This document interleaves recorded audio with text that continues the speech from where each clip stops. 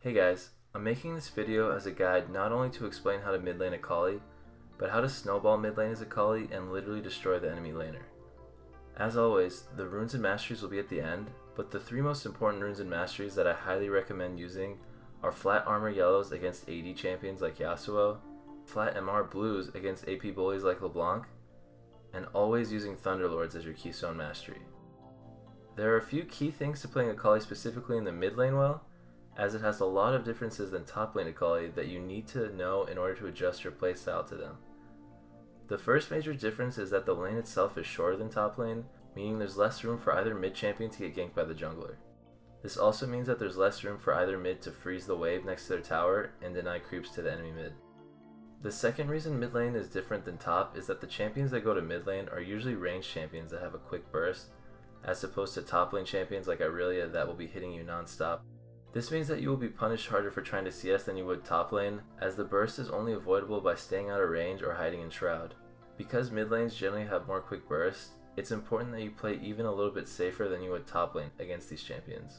On the plus side, there's definitely a few pros to playing mid lane Akali rather than top. The biggest pro being that enemy mid laners are almost always very squishy targets and will literally melt like butter if you are even at least even with them. This is why Akali players prefer going mid, and rightfully so. If you are able to master the pre-6 art of safely farming, you're going to be able to make some insane plays with just your ult Q auto combo activating Hextech Revolver and Thunderlords at the same time. Top off the damage of this combo with Ignite and a few more dashes and autos, and most mid laners are dead. Another pro to playing mid lane Akali is her roam potential. If you manage to gank top or bot successfully, pick up some gold for a faster gunblade and get a bounty hunter stack, you are literally going to find yourself being able to 1v3 enemies throughout all of mid game, while being able to pressure the entire map from mid. So how do you exactly play Akali mid? It's actually pretty simple. Starting with items, against AD champions like Zed, Talon, and Yasuo, you want to buy cloth armor and 4 potions. This will help you actually trade with them with your Q auto Thunderlords combo, and you'll take less damage back. Against AP champions like LeBlanc, Brand, and Lux, you'll be wanting to buy boots so that you can not only move away from their skill shots easier, but once you're level 6, you'll be able to stick to them better while you kill them. Once you're in lane, from the moment the first wave gets to mid, to the second you recall post 6 to buy Hextech Revolver, you need to be playing extremely safe, mostly using your Q to farm from a distance, even if it means you miss several CS. The worst thing that can happen is if you die or have to recall early because you kept on taking harass from the enemy for a creep or two. Basically, use your spells to help you farm either from a safe distance or under the tower. A side note that I want to talk about is pinging your jungler to help you pre-6. I mentioned this in the top lane video and got a bit of hate from it from presumably lower ranked players, but I don't care because it's true. If you're getting constantly harassed under tower, you need to ping for jungler help. In my opinion, it is the jungler's job to help his laners early game, even if they won't necessarily do it. It does not matter if the Akali basically has no CC. If the enemy mid laner is at your tower, you should be able to get a kill or a flash easily in most cases.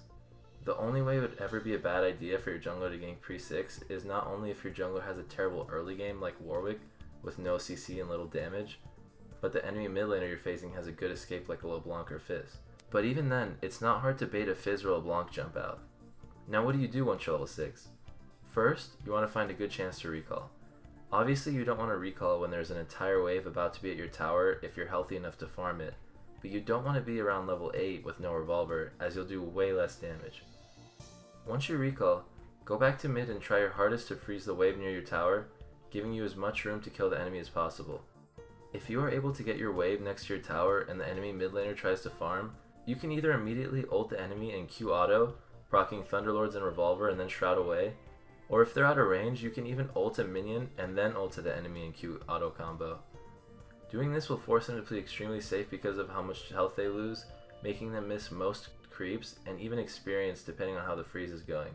If you can get through pre-6 without dying and freeze the wave in your favor, you will find yourself absolutely destroying the enemy mid, because they are either forced to get in your kill range or get completely shut out of mid for several waves, making them lose a ton of gold and experience. The last thing I want to mention about actual gameplay is that you should make sure you always ward up with your trinket or even a pink ward post 6. Even if you can only ward one side, you can stay near that side knowing the jungler can't be there. Now let's talk about runes and masteries. A lot of you were wanting me to put pictures in so you can copy and paste it into your client, so that's what I did. There are 3 rune pages I'd personally use for Akali mid, depending on whether the champion is AD or AP and is a lane bully or not.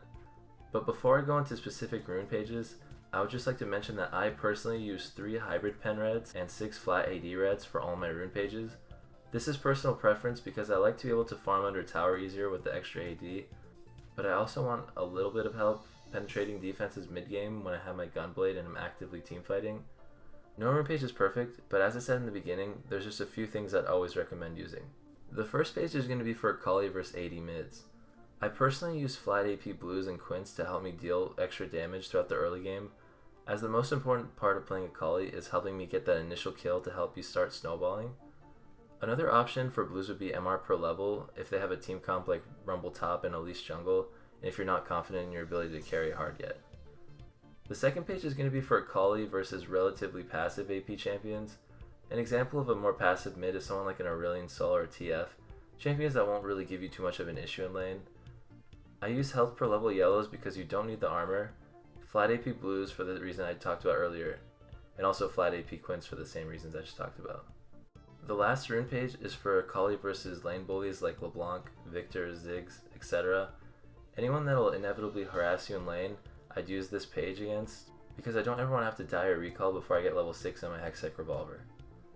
I use health per level yellows because I don't need the armor, flat magic resist blues to help me negate some of the bully's damage, 2 AP quints, and 1 AD quint to further help me in lane and farm under tower, as I know I'll be spending even more time under the tower against these types of champions. As for Masteries, there's only one page I'd ever use. This page I'm showing you is the one I have used in 100% of my games, as it fits Akali's playstyle of hard carrying. However, you should look into making your own Mastery page and seeing what works well with you. I've even seen some good Akali players completely avoid the ferocity tree and go more of a defensive route into resolve, which I can definitely see working well. As always, thank you guys for watching, and I'll be sure to have more in-depth guides out soon. If you liked the video, please leave a like. Also, I really appreciate your comments with either feedback or just letting me know you liked the video, as it motivates me to do more videos for you guys. If you love Akali and would like to be involved in discussions about her, be sure to check out reddit.com/r/AkaliMains, and a link will be in the description. Thank you.